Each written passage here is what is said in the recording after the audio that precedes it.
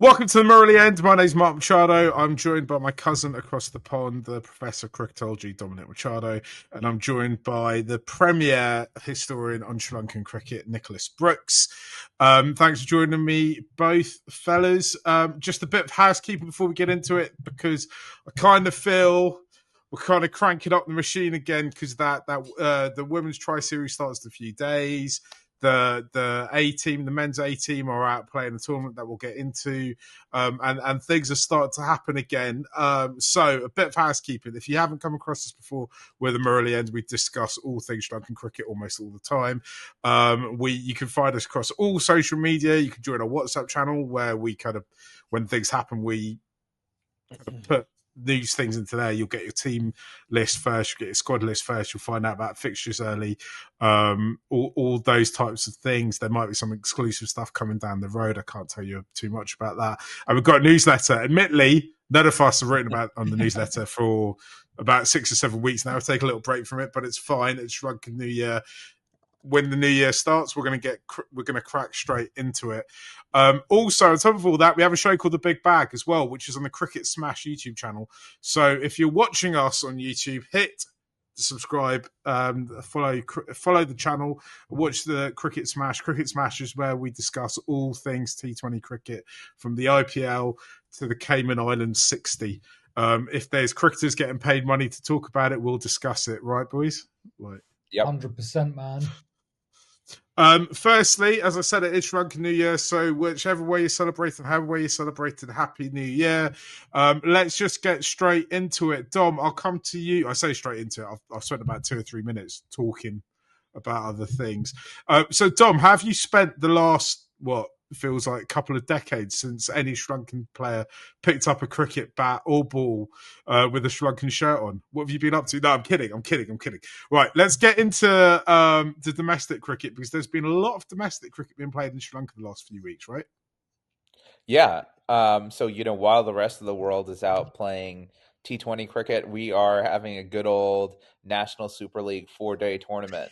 And, they do this thing where they divide the sides up into regions based off of, I'm not really sure what kind of logic, but I think what I want to do is I want to highlight a couple of players who have shown out, because I think especially the national teamers have been in and out of squads with different commitments. But Kamil Mishara is one of those guys who's really put his hand up. He's averaging 91. He's scored 200s, and the big reason why, he's showed himself to be a talent, obviously, before, and we all had him kind of on the radar. He's played a couple T20Is, I think way back in 2021, is that correct? Or 2022. But he's a left-handed opening batter. He's one of those guys that's in line for replacing Damuth Karunaratne, either in the near future or in the long term. I think it's one of those things where we're seeing a player like him, who obviously looks the part, perform at a big tournament. It's kind of hopefully a good sign that when we play again in June against Bangladesh, maybe he'll be in the side and he'll get a go. So that's kind of takeaway number one for me. Takeaway number two is DDS has kind of recouped his form a bit. We talked about him being out of form in the long format of the game. He scored 300s. He's one of the top run scorers. He's averaging 72, scoring at a decent clip. So it's always a good sign when your captain is in the runs, scoring big runs. So hopefully that's going to get him going. On the bowling front, there's a couple interesting takeaways. The leading wicket taker by a factor of 2. He has 2 times more wickets than anybody else in the tournament. Good old Akila Dhananjaya. I believe he took a 10-for. He's taken 5 5-4s in 6 innings, which tells you, 1, a little bit about the pitches, and 2, that Akila has kind of gotten his groove back. So I don't know what to make about that. I don't know what to make of our batters if Akila Dhananjaya is the top at wicket taker in the list. On top of that, shout out to Chamindu Wickramasinghe, who has shown himself to be a good new ball option. He's taken 11 wickets at an average of 21. That's exciting for any Sri Lankan to see him getting bowling practice, him putting in the hard yards, because he's a guy who in the next, we hope 2 to 3 years will get a long-term run in the national side. And last guy to shout out, Duneth Walalage. He had a big 6 for in one of these matches, but again, showing his quality and his capacity at the highest level, even in red ball cricket. So those are kind of my key takeaways from the NSL. Nick, there'll be people watching, listening to this, will be screaming at Dominic, going, "Oh, whoa, whoa, whoa, whoa! Why are you trying to put people doing well in the NSL straight into international cricket?" So the question really is, and I'm asking you this because you've gone and spent a lot of time in Sri Lanka watching cricket at all levels. You watch cricket around the globe. Both, I know you spend a lot of time watching county cricket. Where is domestic 4-day or domestic red ball cricket in Sri Lanka compared to A, the international game, and B, how does it compare to domestic cricket in other parts of the world? Oh, it's a tough question, Marky. It's a really difficult We only one. ask tough questions here, Nick. This isn't no pushover interview. This is the news night of Sri Lankan cricket. Yeah, there's no easy outs here. I think you've got to say that the National Super League, looking through that list, it's a decent standard.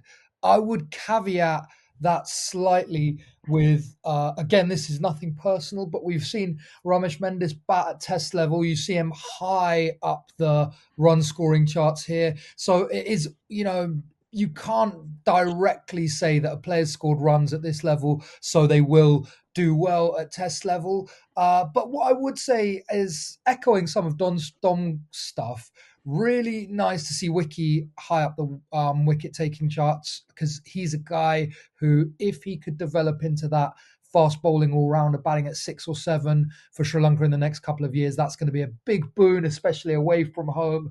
And nice to see a lot of the national players making runs, right? Patham scored a big double century.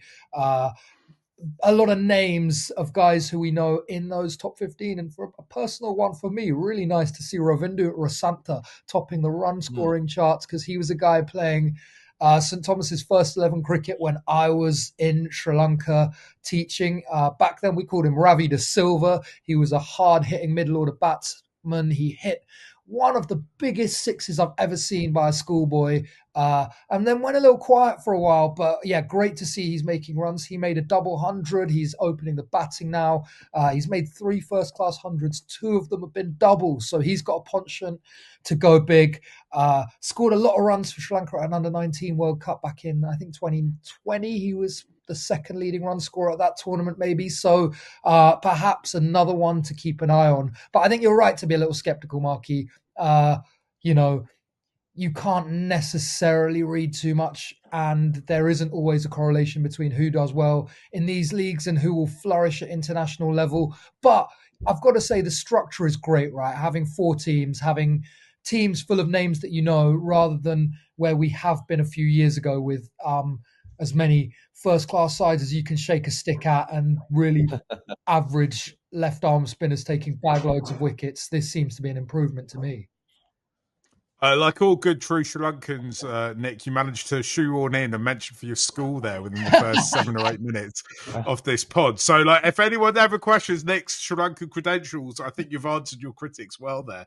Talking about Sri Lankan schools, I saw something on, I think it might be an Instagram, where Dimmoth, our recently retired legendary opening batter, former Sri Lanka Test captain, was turning out for St. Joseph's Old Boys in Australia in their big match. I mean, I did feel for all the St. Peter's bowlers who were going to face up against them. Though, I was looking at that team, and I didn't get to see the St. Peter's side because I think it was actually on Dimmoth's Instagram stories, and I was thinking that is a mighty, Dimmoth aside, it was a mighty, meaty team. There's some very, very good top, not quite international, but just below international cricketers that these schools are producing all around the world, and it's always also great to see Sri Lankans flourishing in terms of cricket around the globe as well. So I'm not knocking it. If you He know didn't some of my fly. He didn't fly uh, Angie and Thisara out. not yet, not yet. I wonder if you have to have officially retired or not be playing Legends leagues to get to play in it. I don't know. And maybe for the sake of St. Peter's, it might not be too good to have three top international players That is the in big the three, isn't opposition it? side. Yeah, Yeah. It's like yeah. the That is Messi, a Neymar, and Mbappe of Sri Lankan old boys cricket. yeah, yeah. Yeah, it kind of is, isn't it? I mean, I'm not knocking bringing in retired international players into your side. If you know the recent history of the Middlesex Veterans Cup in rugby union, then I'm definitely an advocate for this. So, yeah, I thought it was interesting though, and actually, it does show the love that guys and girls in Sri Lanka have for their old school, and I love to see it. Let's talk a little bit about Wiki though, because he's with the A-team squad at the moment, and they're playing quite an interesting tournament in the UAE where they've got is it Ireland and Afghanistan and the UAE are playing a kind of A-team ODI series. Yep. Dom, you've been keeping an eye on this as well. I have as well. But do you want to get, because Sri Lanka won their first match against Ireland. We're recording this on Monday, so they won it on Sunday yesterday. Yep. But it was I thought an interesting side that Sri Lanka had out. Wiki was batting. He was batting at 8, I think. He was batting at 8 in the match, right? Yeah, that's right. Which is the order was interesting. So you basically have he batted at 7. Lahira Udara and Camille Mushara opening, Nuwanindu Fernando, Sadira batting at 4, Sahana Rachige at 5, Sonal Danusha, and then Wiki came in after that. So that's an interesting kind of lineup there. Obviously, some very important talents. Udara and Mishara are both rated very highly. Nuwanindu, one of these days will come through because we all rate him very highly. It was an interesting choice to have Sadira be the captain of that A side because the rest of the players are all on the very young side. But he's 31. I guess Dushan Hemantha also is older as well. And the other key thing I was kind of looking at is that Dilshan Madhushanka is in the A squad and bowled not particularly well, it seems, on Sunday. Yeah, I was trying to look for this, try and find it, but I couldn't find any streams of this. I don't know whether I was just bad looking. I don't know if it's been shown on TV in Sri Lanka or on Willow or anywhere else around the globe. I imagine even a Sri Lanka A-team side is probably pretty big news if it rolls into town in the UAE. But I'd love to watch some of it because I'd love specifically to see what's going on with some of our bowlers, right? Yeah. Because one of the big stories from the weekend from a Sri Lanka perspective is Isha Malinga's debut for in the IPL for Sunrisers, and he's kind of come out of relative nowhere in the last kind of he's had an incredible 18 months to get himself into a position where he's not just in the IPL, but he's taking wickets. All right, it's taken him a few games to get in there, but he looked totally at home there. And you look at it, if I rewind back to this time last year, Dilshan Madhushanka's got an IPL contract that has to sit it out, but he looks like he's going to be the next superstar, and he's had a horrendous 12 months. I know there's injuries coming into play and stuff like that, but what have you got any ideas what might be going on with him here, Dom or Nick, or why his form slipped out? He's not quite developed the way we thought he might have. It's a really tough one. I've got to say that I haven't seen that much of him bowl in recent months, but it does feel like everything post World Cup and that injury, every time I see him on a scorecard, he's taking quite a lot of tap, right? I think he obviously had a fast rise and it's a kind of unique action, right? It's fairly upright, but it's slingy. I think there was maybe a feeling that he fell away a bit as he got through his action. And it would seem that the radar that was there, because he was in that World Cup. I think that he was on the money really pretty much every time in the power play and swinging the ball at good pace, and that just seems to have slightly gone. And I think we've seen with Jofra Archer, when you're a quicker bowler, it can be very small margins, right? And if you lose a tiny bit of that accuracy or a little bit of that pace, suddenly what was very difficult to face can become easier. So I'm keeping an eye on Dilshan, and I'm hoping that he finds a bit of form, bit of rhythm in this series. I kind of feel, Dom, and you started off your kind of précis of what's been going on domestically, talking about Akila Dhananjaya. I kind of, and he's another example of this.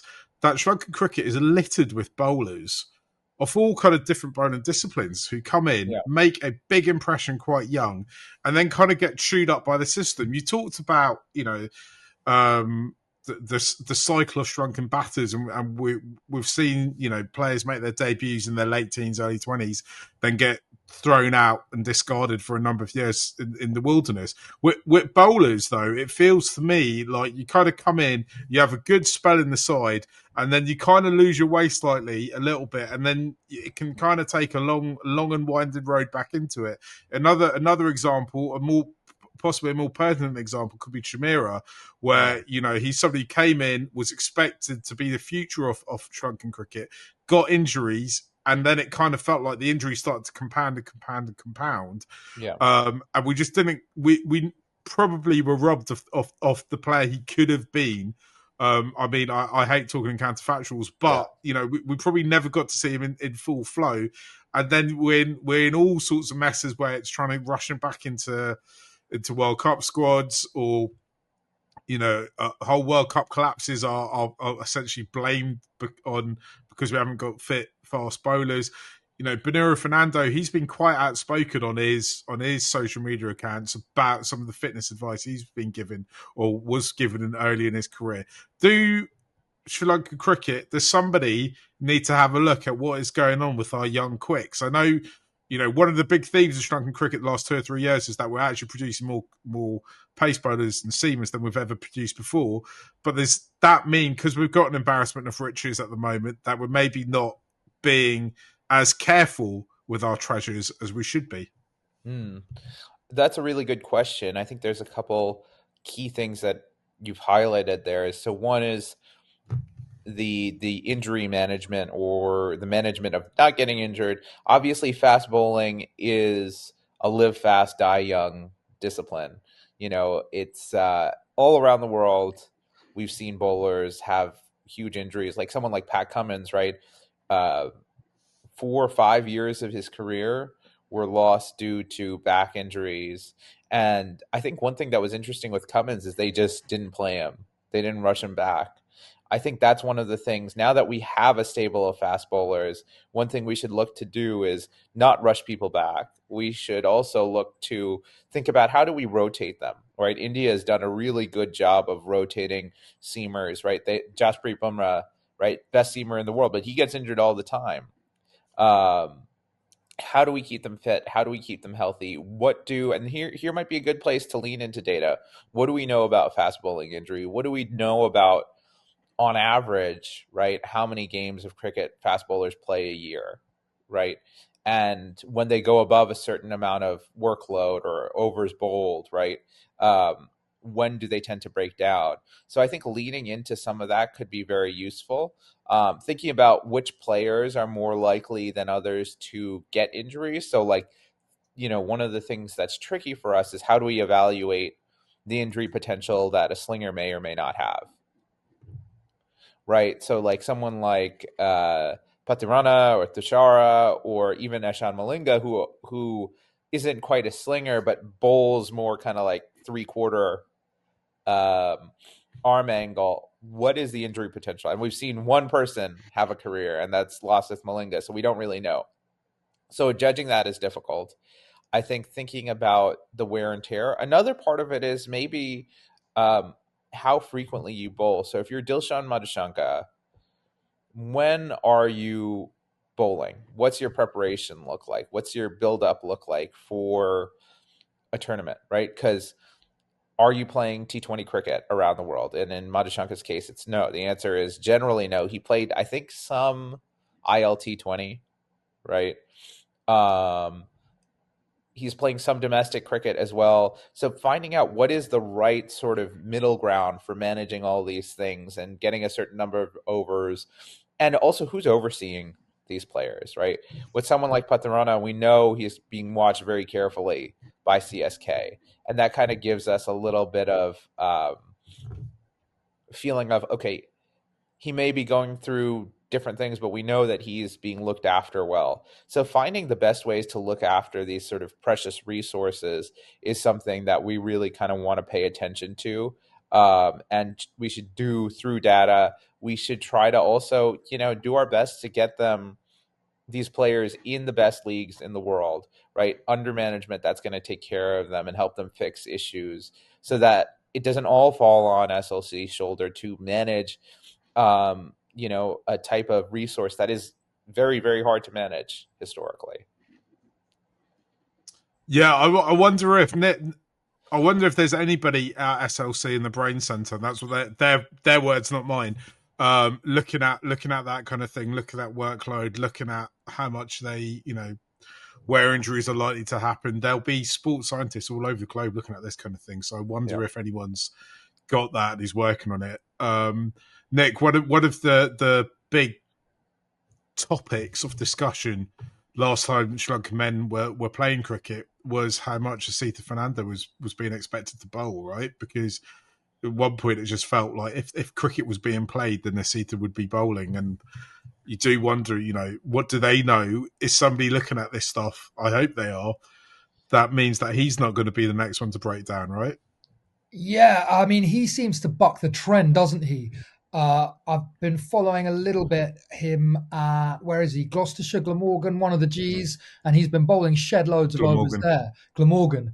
But I think what's worth saying is that Asi is like a different kind of build to most of the other fast bowlers, right? He's a naturally very stocky, broad-shouldered guy, whereas a lot of the bowlers who seem to have injuries tend to be kind of taller, skinnier frames who are then required to put on muscle when it gets to bowling professional cricket. And then maybe they struggle with that. I guess also perhaps Sri Lanka's not the easiest place to bowl fast because it's so hot and humid that just increases the workload. But as Dom says, fast bowling takes a hell of a lot of puts a hell of a lot of strain on the body. It's not easy for anyone, and all nations struggle to keep their fast bowlers fit and off the treatment table. It does feel like Sri Lanka's got a especially bad issue with it, but nice to see Paterana putting a few games together. And yeah, we just hope, it's hard to say from the outside. I know there are some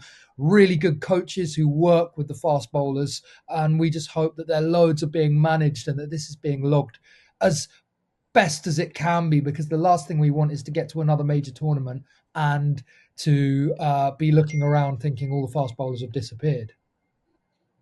Yeah, that'd be a total disaster. We're talking about this this UAE A-team series, which I incorrectly identified as having UAE in. It's just 3 teams, Afghanistan and Ireland.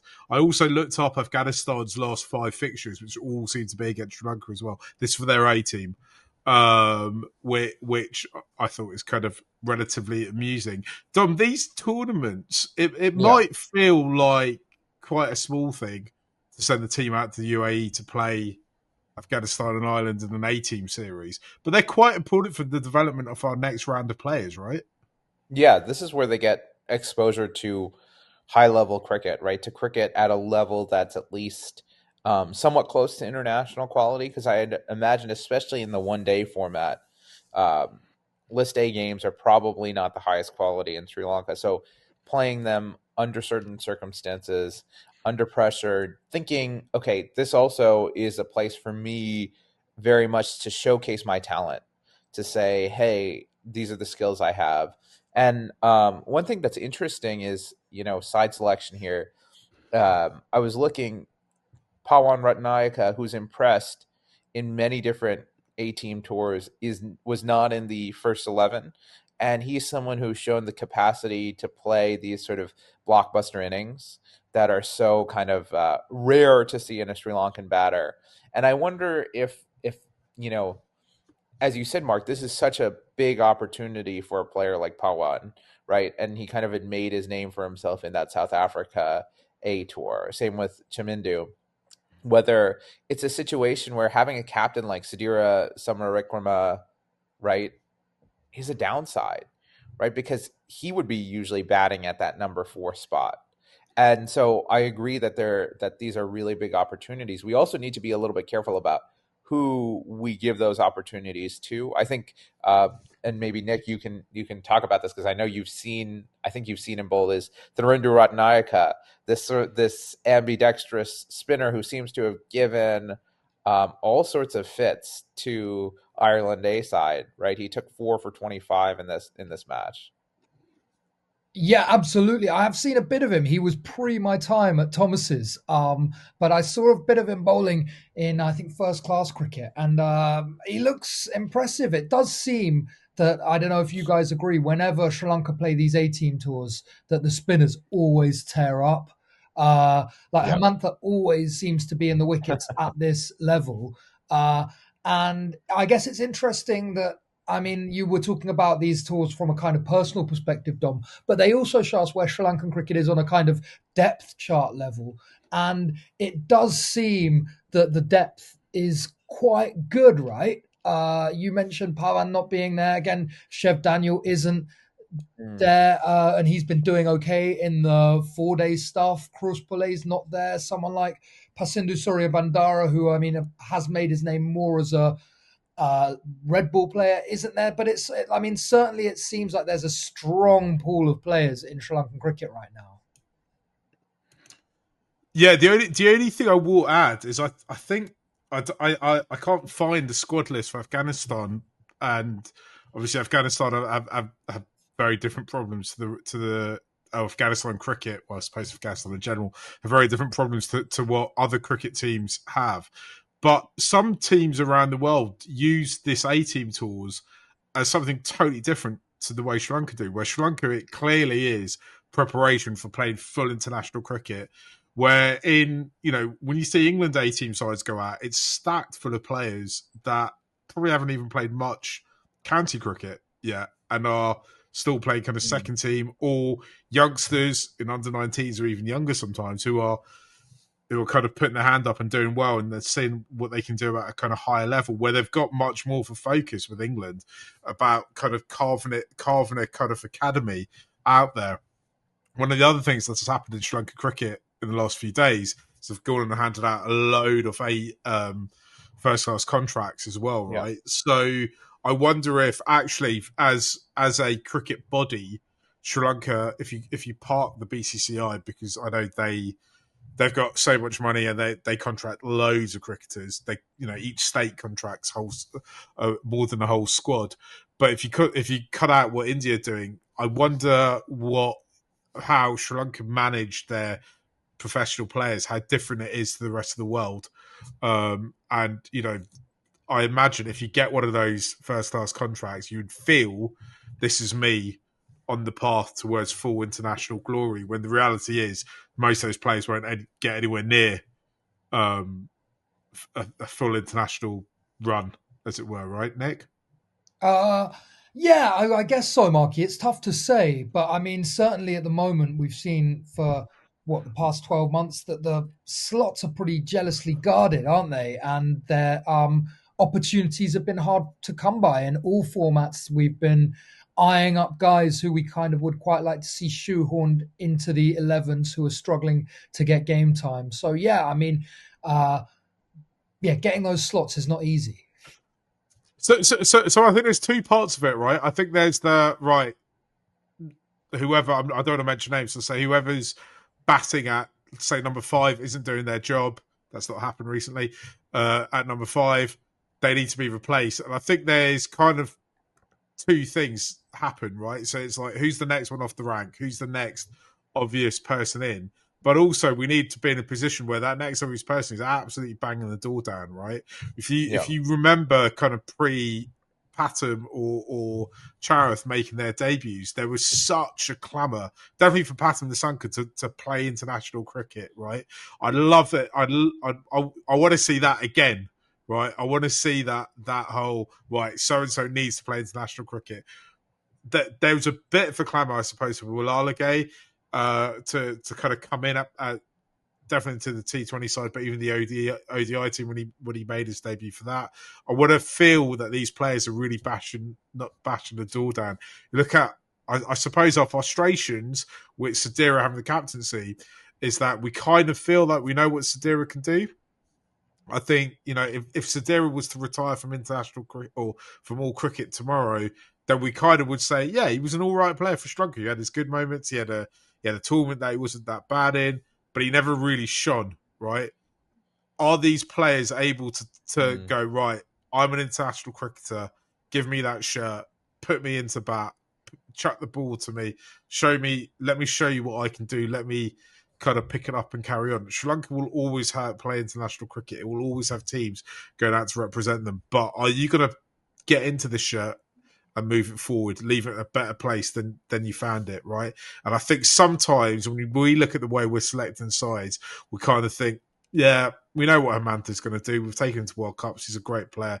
Is there someone else in the wings who should be in this side trying to craft it? But, maybe there's a bigger plan here.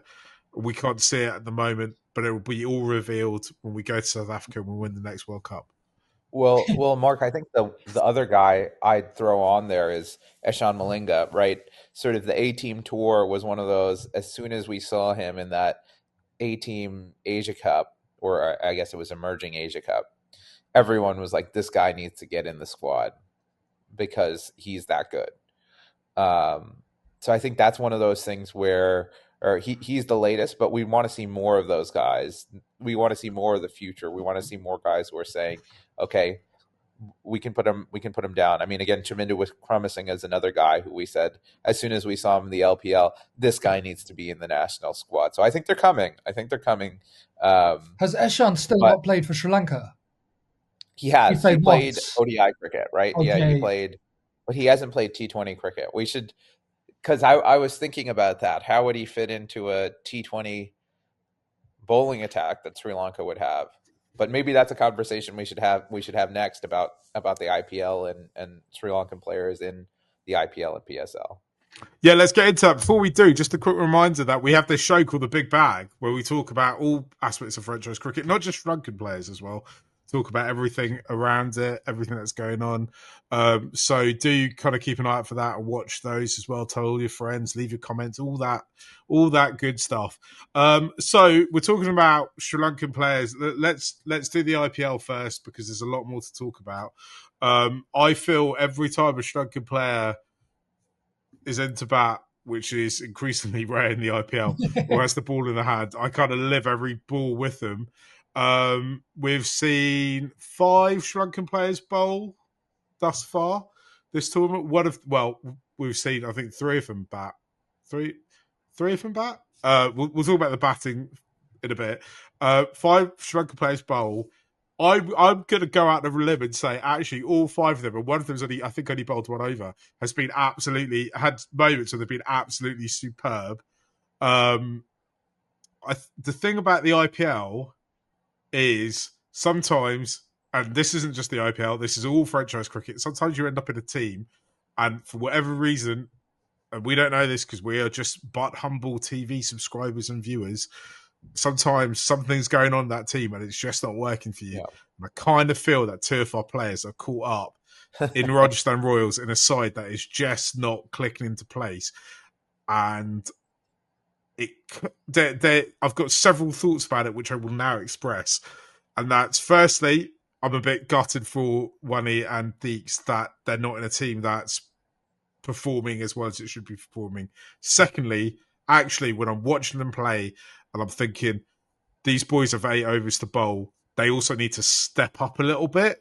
I think that's kind of could be perceived as what I just said as being quite harsh, because I do think they've, like, in their own way, been brilliant, but actually they've been brought into this side, and I definitely think Wani more so than Deeks maybe, to try and win them games, and they're not able to kind of do it. And I suspect if you're the management, if you're the owners, if you're the coaches, you're probably a bit annoyed and them not really. They're at the party, but they're not getting stuck into it. Two other boys at SRH, I think, are in a weird position because I think Kamindu and Ishan Malinga are basically kind of battling it out for an overseas spot between them. Ishan Malinga was superb the other day, and I thought Kamindu would have felt hard done by getting dropped. And Patarana, well, he's just going from strength to strength. I know the last game CSK played, he got a bit of tap, but actually overall, I mean, he's the next big. There is a future where he could be the next really big thing in T20 bowling. Everyone knows this. CSK know this. That's why they make great documentaries about him. And you can see by the way people are reverential around it. Do you guys want to give us, Nick? Do you want to give us what your thoughts have been on the SL lads thus far? Yeah, I think there've been. I think you summed it up pretty eruditely, Marky. I think that you were maybe a little harsh on Theeks and Wani because I thought they both bowled really well in that game that Rajasthan won against CSK, and then Theeks I thought was really good in the next game where they beat Punjab. But like games like yesterday, where their top six do them no favors, and then they're brought on to defend a subpar target against batters who look in good form. I don't think there's that much that you can do about that. I think you're right that there's a lot of pressure on their shoulders because if you look back to what Rajasthan had last year, it was a domestic spin attack, right, with Chahal and Ashwin. So now two of those overseas slots, which could have been used elsewhere, are being are going to spinners. And are they getting necessarily a massive kind of boost on what they were getting from those two Indian guys last year? I'm not sure. I agree. Kamindu maybe a little bit hard done by. I actually missed both of his innings because I was away last weekend, but he did really well in the first one, really not that well second time out. I think it doesn't help necessarily in the IPL if you have those knocks where you're like 1 from 5 or like, I don't know, that seems to go down worse than if you just come in and get out.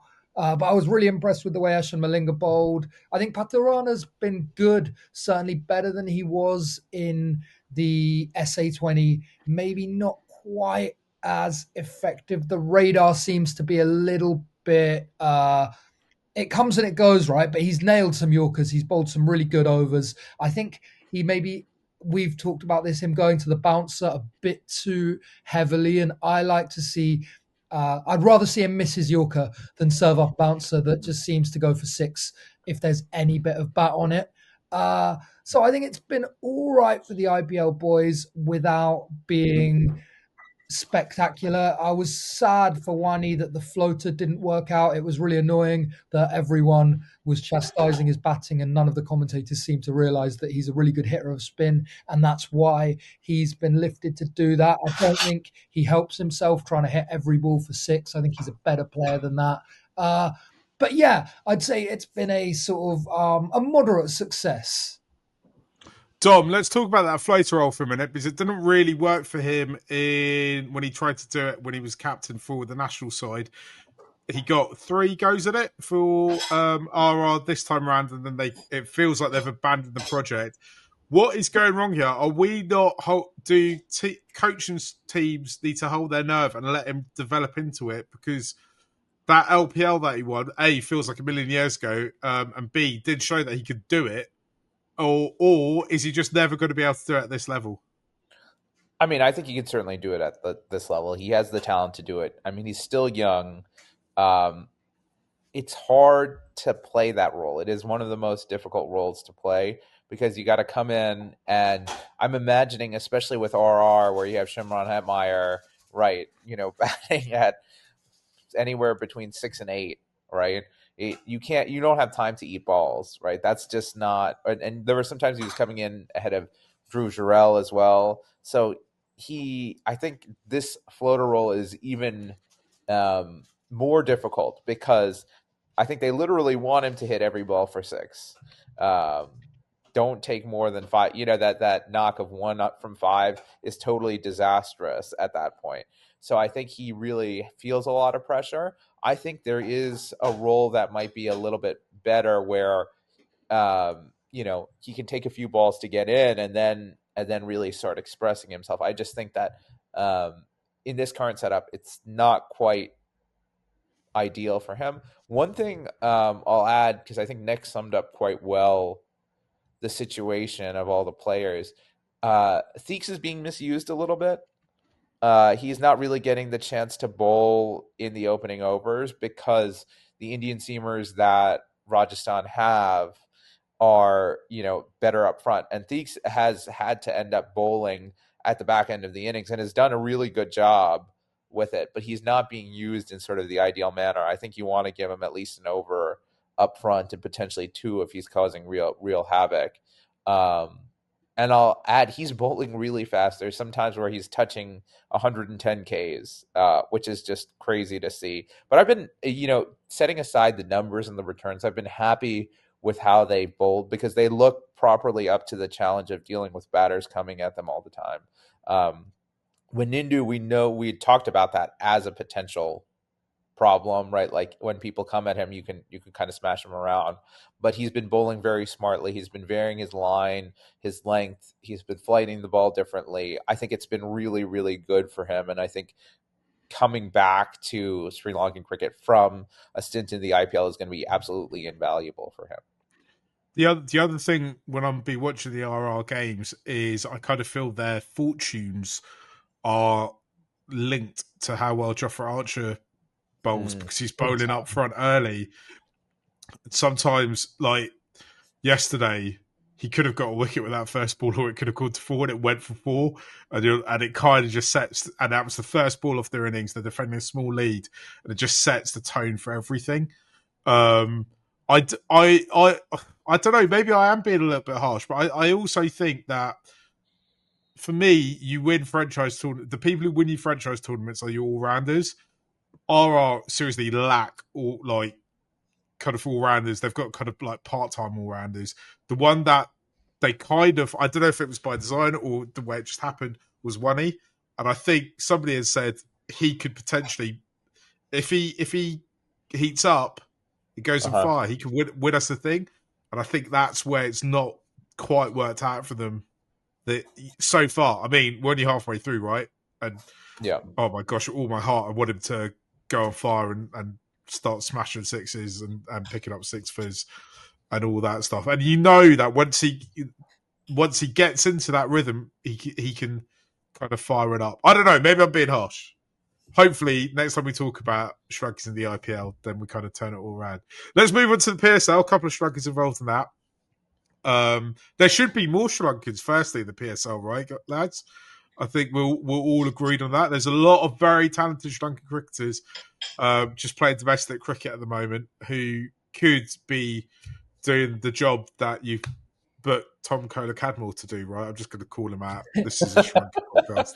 I'm guessing everyone who listens to this probably agrees with me that Patam Nissanka should be playing franchise cricket at the moment. Who's caught your eye from? Well, I think there's only two. Is there only two Sri Lankans involved? Yeah, and KJP hasn't played yet, but Kusal Mendes has looked really good both times out, batting lower down the order than he does for Sri Lanka, batting on much better pitches than he's used to when he bats at home in international cricket, and he's been flying, hitting boundaries like they're nobody's business. I think he got 45 not out of not many in his first knock, and he was going really nicely last night when he got a feather edge. So he looks the business. But yeah, I agree, Marky, there should be far more Sri Lankans in this league, not just Pathum, but Charith, Weller, Avishka. I'd like to see a lot more guys. Angelo.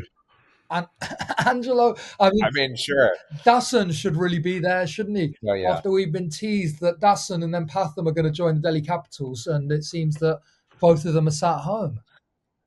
Yeah, I'd imagine that might have been one of the reasons why Dasan is not in the PSL, because he's kind of was on standby for DC, it seems like. But obviously, apparently not more than standby, right? I think, Nick, your point about Kusal batting down the order, it's a really intriguing thing. We know how good he's been at the top over the last 3 years. So I'd be reluctant to suggest that he needs to not open. But if he could play that 4 or 5 role for us, that that would be huge. I think there's two advantages he has. He's very good against spin, and on top of that, when the ball isn't moving a whole ton, he can destroy pace, right? He has all the shots to it. So there is, I've seen some people suggest that he needs to move down the order in white ball cricket. Again, I'd be very careful about doing that in a player who's found form and found consistency. But it is certainly tempting to say, hey, what if you bat Kusal at 4 in T20 cricket, which has been kind of a hole for this squad for the last 3 or 4 years. If you bat him at 4, who's opening? I think you've got options. Do you? Well, I think Avishka wants to get into this side and should be for me still in this side long term. I think Kamindu be happy to open, wants to bat top 3. You'd say maybe Charith has had his best returns in T20 cricket batting at 3 as well. Yeah, the Kamindu is an interesting one because obviously he's really good against fast bowling, especially if you give him anything short, he absolutely pummels it. And against fielders in the 30-yard circle, he'd have no problem doing that. I think the other question is whether you want to bring in one of the young bloods like a Lasith Cruz Pillay, a Pawan Ratnayaka, a Shevan Daniel to open with Patham in that case. It's maybe a bit too, I don't know, is it too close to the 2026 World Cup to try that? Because I do think at the end of the day, Sri Lankan batting basically revolves around are Patham, Kusal, and Charith getting runs. And if they're getting runs, they're winning matches. If they're not, they're not. I could also kind of see, obviously Kamindu hasn't had anywhere near this kind of success, but I could see him being an Abhishek Sharma kind of type player if he opened, like the same kind of long-levered left-hander who just goes after everything. We haven't seen him do that anywhere near as successfully as Abhishek has, but you can kind of see the blueprint, right? Yeah. You could also, in the short term, have KJP open. He's the other. Yeah, of course. It's food for thought. We should clip this up and send it to Sanathaya and see what what he thinks. I mean, we've just got to keep an eye on it and see how well he goes through the rest of the tournament, right? I mean, if he ends up scoring absolute tons and tons of runs, I'd like to see them at least in a domestic tournament setting, give him another go at it and see what he does. Yeah. When he was in the SA20 a couple of seasons ago, was he batting at 3 for a little bit? I think so, yeah. Yeah, but then he mostly opened, but I think he had a couple. Yeah. Yeah, I kind of prefer him to come in later, on the later side. 4 or 5 would be my preferred if you were doing it. I think especially if on flat pitches, right? Yeah. So you can just swing through the line and score runs. Should we move on and talk about women's cricket? The Tri Series that everyone's looking forward to starts on the 27th of April. India and South Africa are coming to Sri Lanka. Firstly, I think it's exceptional. It's brilliant to see. Not exceptional. It's brilliant to see Tri Series come back for full senior sides. I was started watching cricket in the 90s, so I was raised in these Tri Series, right? And to top that all off, as if it wasn't exciting enough that top teams like India and South Africa come to Sri Lanka, entry for all the games is going to be free. Yeah, which is absolutely brilliant. Well done SLC for sorting that out. It's all in Colombo as well. Guys, as it stands now, I mean, we haven't got squads or anything like that. We know there's been a lot. India released its squad actually, not too South long Africa, ago. right? Everyone apart from Sri Lanka. Yeah, well, obviously, we try and go as late as possible for these things, right? And actually, I was going to say we could kind of guess what the squad will be. Actually, with the women's team, increasingly there's quite a lot of movement in these squads, right, Dom? Yeah, and especially with younger players, with older players kind of going in and out of form, how they want to view this tournament. Is it a real trial run for the World Cup later this year? Are they going to give some new players a go? I think it's going to be a tough tournament. These are two of the best sides in the world who are going to score a lot of runs. So it's going to be a real test for a bowling unit that's looking to figure out ways to take wickets, and a batting unit that's been short of runs in recent times. So a lot to see. We'll have to see how they play. They tend to raise their game, especially when they play at home in front of big crowds. When I was in Sri Lanka in January, and I was there in December as well, I was heartened to see the profile of the women's players has been raised quite a bit. You see particularly outside of Colombo, you see a lot of the women on billboards, and it's not just all Charmery, it's other players are there as well. And I just wonder if that was part of the thinking about having them play in Colombo, because in Colombo it's still mostly, from what I saw, tended to be all the guys. It wasn't that I didn't see too many pictures of the women. And actually, this could be a kind of marketing genius move, 9D chess move by SLC, by getting them there. If they can get some results against India and South Africa, to build momentum for them in the capital. What do you say, Nick? Yeah, absolutely. And I think you're right to say the profile has been raised, Marky, massively since that Asia Cup win, right? It's night and day. I think it's really great to see them playing in Colombo. I think back to the last time I saw them play in Colombo, 2019, I reckon, at the Tamil Union, smattering of fans there. The situation has really changed. We've come a long, long way in 6 years, and it's great to see. I hope they can stay competitive with two strong sides. India's squad looks especially daunting. So it's a really good challenge. And as Dom touched on, we saw some under-19 debuts in that New Zealand series, but specifically with kind of fast bowling in mind. So interesting to see if some of the other girls get a go in this squad. Somebody who's unlikely to make the squad, the women's squad for this game, is Shashilaka Shirawardena, the former captain, the captain before Charmery, who I noticed on her Instagram. I follow all Sri Lankan players on Instagram. That she actually made it into the Cricket Victoria, because she plays cricket in Melbourne now, team of the season. I'm not sure how old she is, or whether or not she would consider coming out of retirement if an emergency ever occurred. But maybe she might be one of those players, if you're looking to add a bit of experience to the squad, that they might consider bringing in. Charmery talks a lot about her when she kind of does longer interviews and how much she learned from her. So maybe that might be something that in the mysterious way that Sri Lankan cricket works, might end up happening in the future. We don't know. Anyway, guys, we've been the Murali End. Thanks for listening. We'll be back next week, hopefully with a full squad of what the Women's Tri-Nation Series winners will look like, picked by SLC.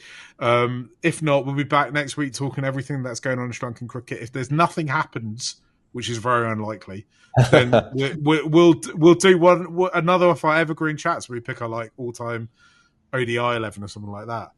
We've been the Murali End. Thank you for listening. Please subscribe. Tell all your friends about us. Back next week. See you all later. Bye.